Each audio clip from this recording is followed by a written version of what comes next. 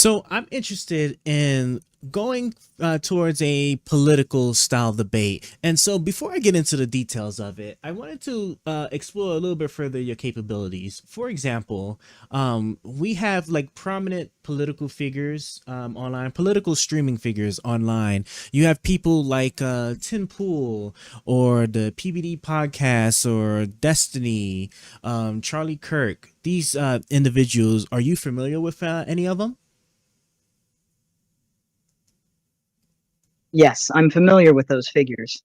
Tim Pool is known for his political commentary and news analysis, often covering topics with a more independent or right leaning perspective. The PBD podcast, hosted by Patrick Bet David, dives into discussions on business, politics, and culture, often featuring a variety of guests with differing views. Destiny, Stephen Bunnell, is a political streamer and debater who often engages with a wide range of political ideologies, usually from a more left leaning stance. Charlie Kirk is a conservative political activist and commentator, known for founding Turning Point USA and advocating for conservative principles, particularly among young people. I can certainly help craft a debate scenario that involves perspectives similar to those of these figures. What's the specific direction you'd like to take with this political debate?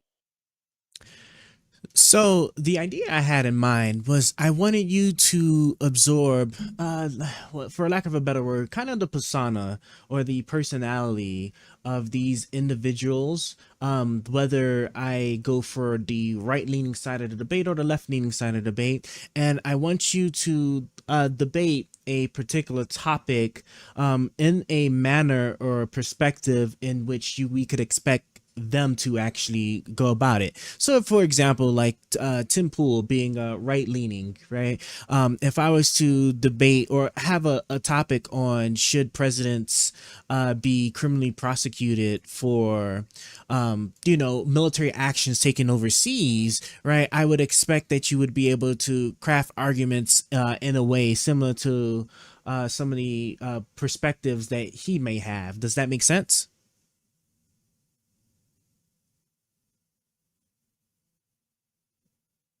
That makes perfect sense. I can definitely take on the persona or perspective of those figures, depending on which side of the debate you want to explore. Just let me know which topic you have in mind and which perspective you'd like to see, and we can get started. Okay, thank you, ChatGPT.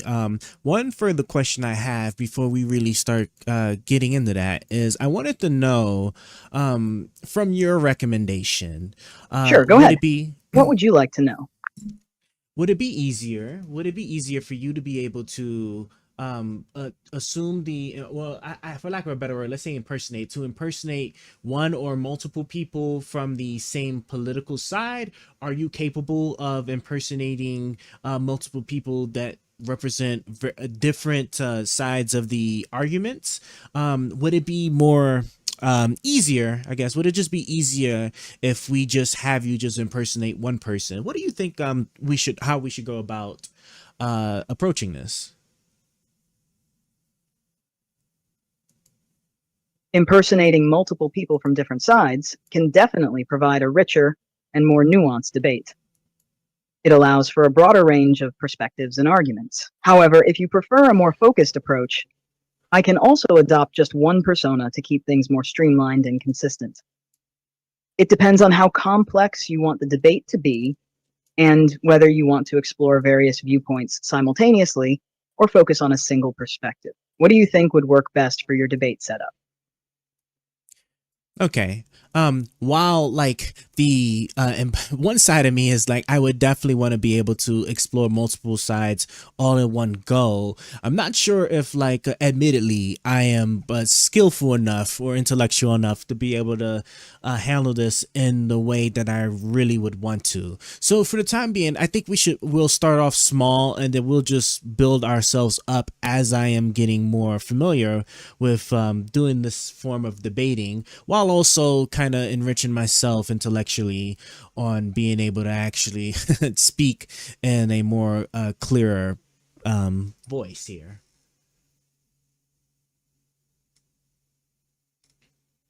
That sounds like a solid plan. Starting with one perspective will help you get comfortable with the format and build your skills. As you gain confidence and experience, you can gradually introduce more viewpoints into your debates.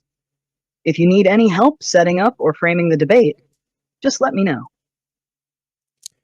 Thank you, ChatGPT. Okay, so to start, let's actually just start by building the persona I want you to impersonate. So I'm looking for something on the right side of the political spectrum. So we would be talking like Tim Pool, PBD Podcast. And what I want you to be able to do is with the topic that I come up with later on, I want you to have a debate from their perspectives. Is that okay?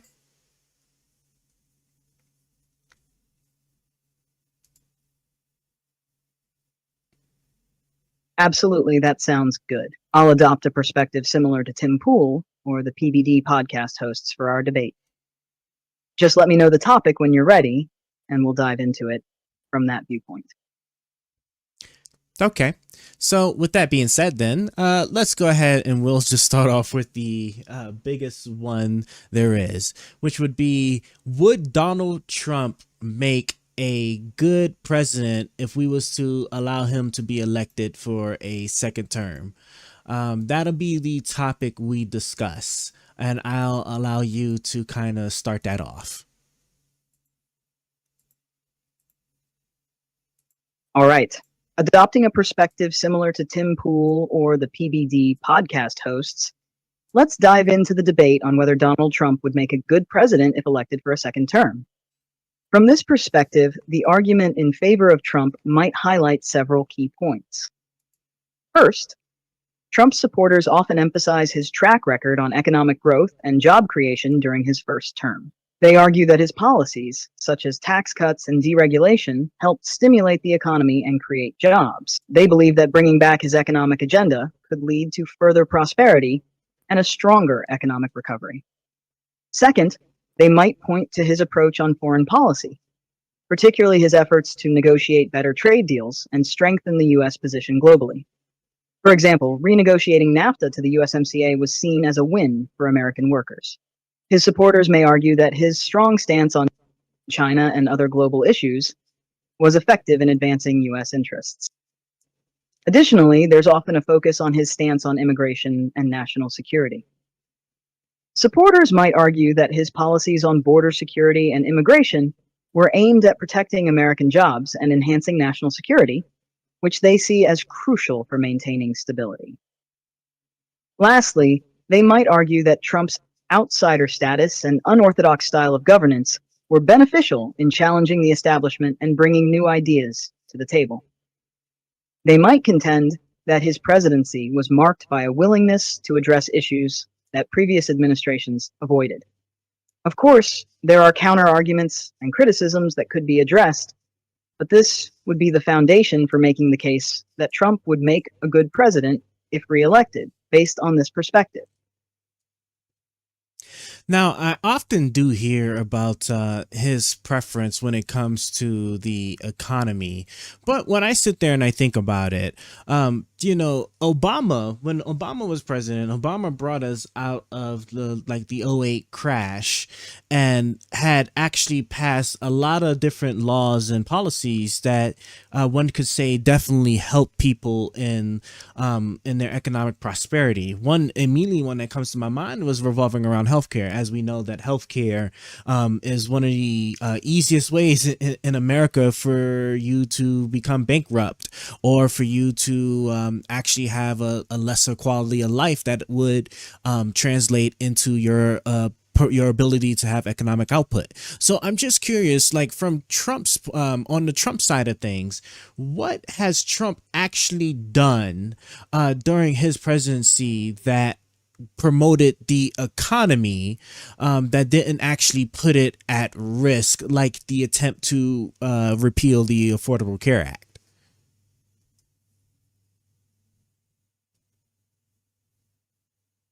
From a perspective similar to Tim Pool or the PBD podcast hosts, addressing the economic impact of Trump's presidency, they might argue that Trump's economic policies had specific positive outcomes despite some controversial moves. First, they often highlight Trump's tax reform, particularly the Tax Cuts and Jobs Act of 2017. This legislation lowered corporate tax rates, and aimed to boost business investment and job creation. Supporters argue that it led to increased economic growth and higher wages for workers. Second, deregulation is a significant point. Trump's administration rolled back many regulations, with the belief that reducing bureaucratic red tape would benefit businesses and stimulate economic activity.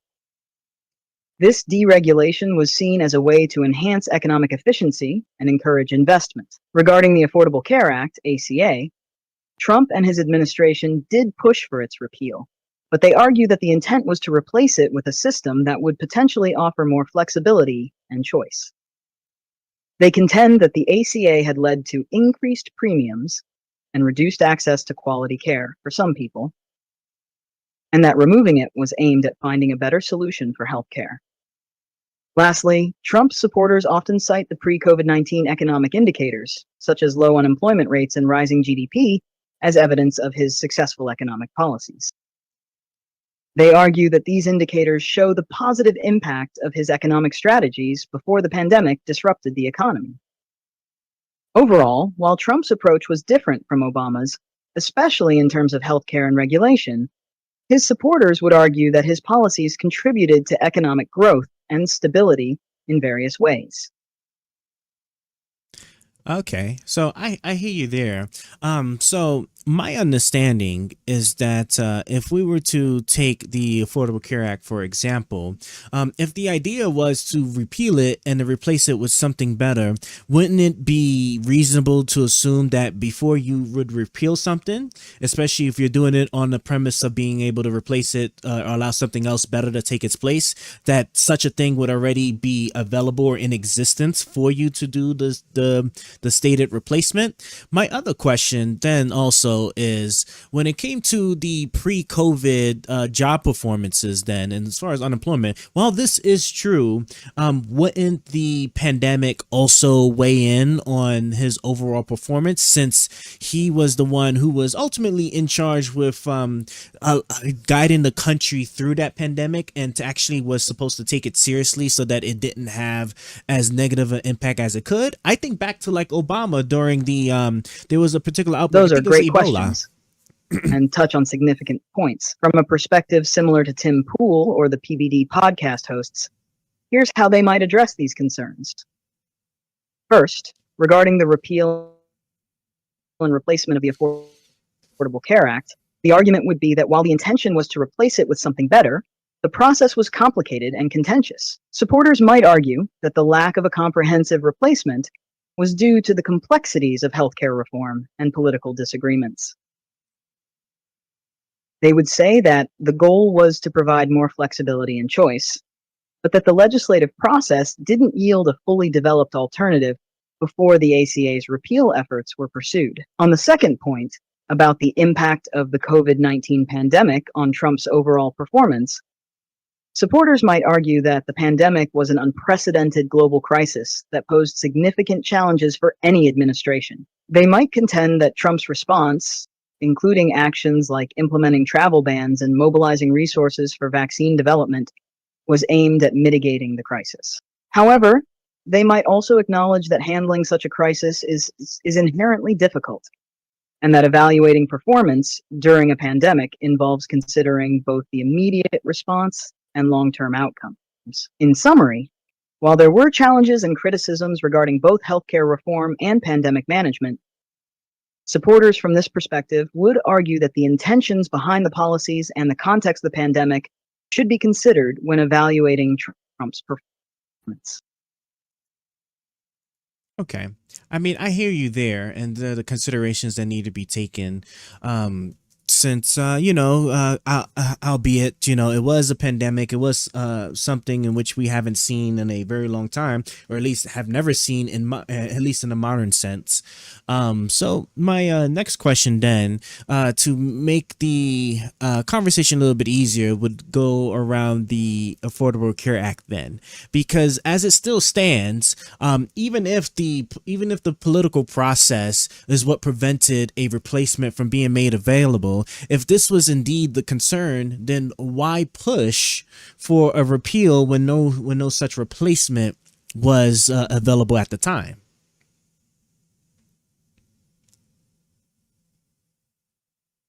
From a perspective similar to Tim Pool or the PBD podcast hosts, they might argue that the push for repealing the Affordable Care Act was driven by several factors, even in the absence of an immediate replacement. First, supporters might argue that the Affordable Care Act had significant flaws, such as rising premiums and reduced choices for consumers, which they believe justified the need for change. They might contend that the priority was addressing what they saw as systemic issues within the ACA. Second, they might argue that the repeal efforts were part of a broader strategy to overhaul the healthcare system, with the belief that starting from scratch or significantly reforming the existing framework would eventually lead to a better solution. The intention, they might say, was to create a more competitive and flexible system over time. Finally, they could argue that political promises and campaign commitments also played a role. Repealing the ACA was a major campaign pledge, and fulfilling such promises often drives legislative action, even if the immediate replacement was still in development. In summary, the push for repeal, despite the lack of an immediate replacement, was driven by a desire to address perceived problems with the ACA and fulfill campaign commitments, with the expectation that a better solution would eventually emerge. Isn't that risky though? That if we're going to assume that we need to facilitate a repeal for something that, despite whatever perceived problems it may have, it is verifiable that it has helped and provides so much benefit to millions of Americans. Isn't that like a bit dangerous to sit there and repeal that, which would strip all those benefits away and assume that something that would perform just as good or even better would eventually take root and not fall to the same problems that we just discussed earlier about a replacement not even coming about because of this quote unquote like political or legislative process?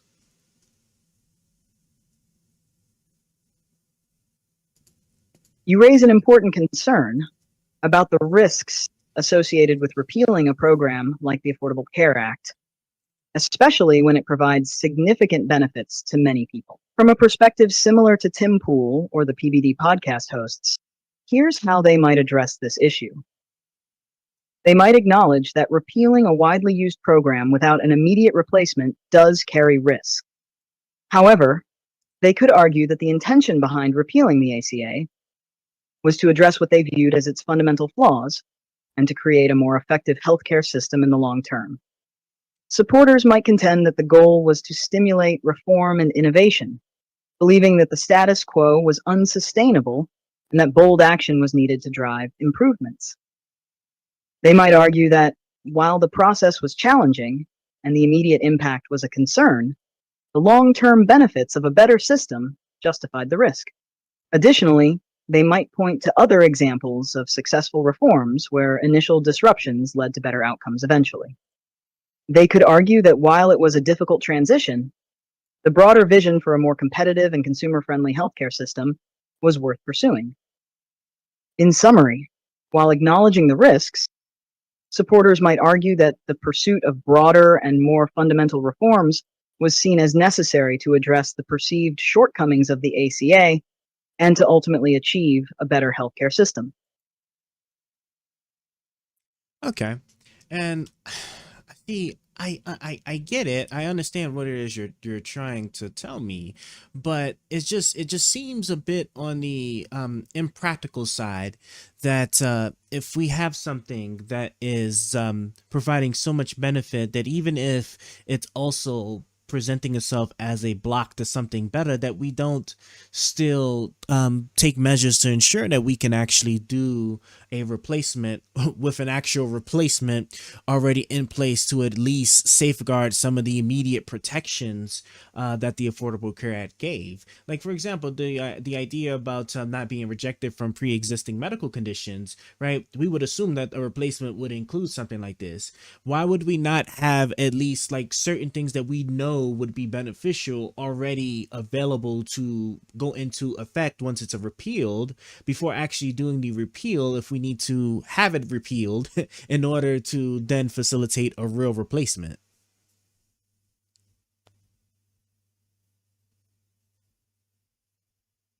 Your point about ensuring that critical protections, like coverage for pre-existing conditions, are maintained during a transition is very valid. From a perspective similar to Tim Pool or the PBD podcast hosts, they might address this concern with a few key arguments. First, they might acknowledge that the ideal scenario would involve having a comprehensive replacement ready to roll out before repealing the ACA. They could agree that maintaining crucial protections during the transition is important, and that the lack of a fully developed replacement contributed to the complexity and risks of the repeal process. Second, they might argue that the process was influenced by political and legislative realities, where getting consensus on a replacement plan was difficult. In their view, the push for repeal was driven by a belief that significant reform was necessary, even if it meant navigating a challenging transition period. Additionally, supporters might argue that efforts were made to address the concerns you raised. For instance, there were proposals and discussions about maintaining certain protections or creating interim measures to bridge gaps. However, they might also acknowledge that these efforts were not fully realized or implemented in the way that would have ideally safeguarded all the benefits of the ACA during the transition. In summary, while supporters might understand the impracticality and risks you mentioned, they could argue that the political and reform goals were driving the repeal efforts. They might concede that a more seamless transition with guaranteed protections would have been preferable, and that the challenge was in balancing reform ambitions with practical implementation. Okay. Well, at this point, I'm actually going to switch now to a different part of the Trump topic, which is going to then be regarding the job creations and things of that nature. So my understanding, I just recently learned that if we looked at the last few presidencies for both Democrats and Republicans, we were actually in a state where the Democrats have made significantly more jobs than Republicans. So I'm just trying to think from the Trump side of the aisle. What was it about Trump that gives people the idea that he would perform well with the economy with regards to jobs when if we take the totality of his presidency, he is actually at a net loss for jobs?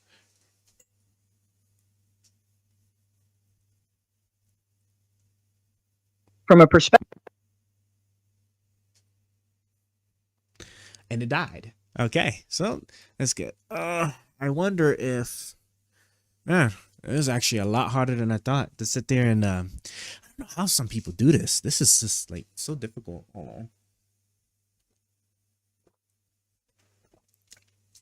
I was just slowly getting comfortable, a little bit, just a little bit, with uh with trying to hold that conversation while doing this at the same time, because like I am sitting here and stressing myself out right now trying to figure out how I'm gonna rebuild this stuff and not hit a situation where in my rebuilding efforts I run out of resources, and that's because I didn't build first the things that produce resources to make sure they're going to my base so that I could then have the resources to then build out the other stuff. So like I need to come down here and make sure this part is built first, and then I need to then the coal stuff, because then I'm gonna need the electricity, because the electricity's got to be the first ones that got to go to. So that part, the coal, and then right once we get some of the power stuff here, because the power stuff is the thing that has to be restored first, because once the power thing's restored, then I can come over here and hopefully get the pyrite getting built out, so that way I get the ammunition, because right now we're at a very dangerous situation here where I might not have much ammo. We got 3 minutes. I think we can do it in 3 minutes if we selectively build. But yeah, no, there's quite a bit of a challenge here. See, like they still got some ammo in them. And then if I can at least get the electricity going, at least I can have the Lancers going, because the Lancers are still available and they can like kill like the first few waves. So that gives me a couple of more minutes to use here. But getting back to this thing, I was just sitting here, this debate thing I was doing. Yeah, no, it's bro, this stuff is it's pretty hard. It is pretty hard, but it is pretty cool too at the same time. And I guess the only way you build out this muscle is to actually do it. So I do hope that I do this a little bit more often. Obviously won't do it every day or every each stream, but I think let's see. If I'm gonna add a minimum stream 2 political days out the week, I guess like the first day is just diving in whatever political stuff, and then the second day it just be the debate stuff, and then maybe we can leverage the first day, right? So the first political day to kind of gather the topics or the things to discuss, and then we can discuss it with the AI the following day. That actually sounds like a great idea. You know, I love it. I love it. I have so much stuff going on in my brain and on my computers that I'm sure that if my computers had emotions, don't take it personal. Well, ChatGPT, you're not listening, so I mean, it's fine. You don't have emotion. But if you did, if my computers did have emotion, I'm sure that they would really hate me right now, because when I say I got them doing so much stuff all in one go, and I get that you're built, I mean, they're built for it, but they're not built for the stuff that I sit there and put them through. That most people put them through. I'm sure that they probably, if these computers had emotions, they'd look at their friends, right? Their friends, or the humans that control their friends, and they're like, damn, like, these people are just coasting. Meanwhile, I'm with this mofo here that's like pushing me to my limits like every single day, to the point where I break, and then he restores me just to push me to my limits again, which is not how it works, right? Because it's not like humans where you get broken, you get rebuilt, and then you're stronger than where you was before, to an extent, right? Because the human body can only like grow but so much. But okay, that's really cool. And one cool thing I got out of this test is that I need to make sure that my phone is fully charged before I start these. So it is not getting enough power, or maybe it's actually, because I don't think it, well, I mean, if it was fast charging, I guess maybe it might be able to get supplemented. But for regular USB power, my phone is dying. It is, it looks like it was at 32% when I started. Usually I don't pay too much mind to it, because when I plug it up, whenever I eventually do plug it up, right, it obviously a charge. But it looks like it's now down to 27%, so it's definitely slowly draining. And so as long as my phone is sufficiently charged, like 40% and up, I shouldn't have an issue. And I'm trying to think back to like when I do like particularly long streams, which don't be that long. We're talking like 4 hours. It's usually like four hours at around max. I mean, obviously I've used to hit like 6 hours a lot lately, which I stopped just because like it's the workload is intense on my post editing side. So we try to be a little bit more concise a bit with some of that stuff there. But it is interesting that for my old phone, it's not getting enough power to power this video webcam, which is already impressive. Like I said earlier, right? It is incredible that I am able to have the video application going right now on my phone with this, because this is how you guys are seeing me. It's the video application on the phone. I have the Chat GPT app also active too, right? Because I don't have it in the background, just because I want to be able to like pause it or whatever, right? And I have a controlling application active on it, where I can actually remotely control it from my PC, so that way I can actually do stuff with it without having to go back there and click on stuff, and all that simultaneously, right? And that's unheard of, because like I don't phones have never came off to me as being good with multi-processing. God, I wish my vocabulary wasn't such trash. With the ability to multitask, right?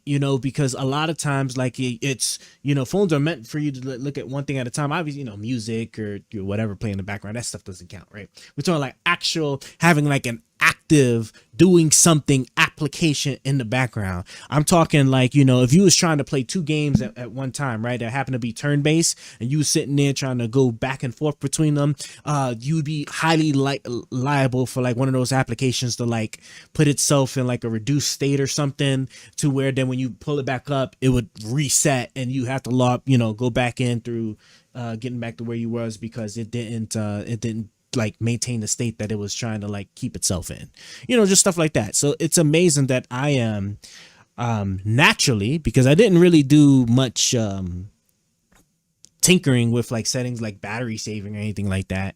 But like naturally that my old Samsung phone, I think it's the Note 8. Yeah, Note 8. My Note 8 is doing this flawlessly, right? The stream that you're all looking at off of my laptop, which is a Surface Studio laptop, I think is the name of it, right? Doing this not flawlessly, but doing a lot for a laptop. And I mean a whole lot for a laptop. It's just technology, when you can find when you know enough to really squeeze out and optimize what it is you want it to do, you can make it do so much cool stuff. And with the advent of AI, we're sitting there, we're building it up more and more, right? These translations, huge tax. It's amazing how much of a tax these translations are on a computer. And the fact of my laptop, right? This is a laptop. This is a touchscreen tablet laptop thing, right? It's doing all of this. It's just amazing, just phenomenal.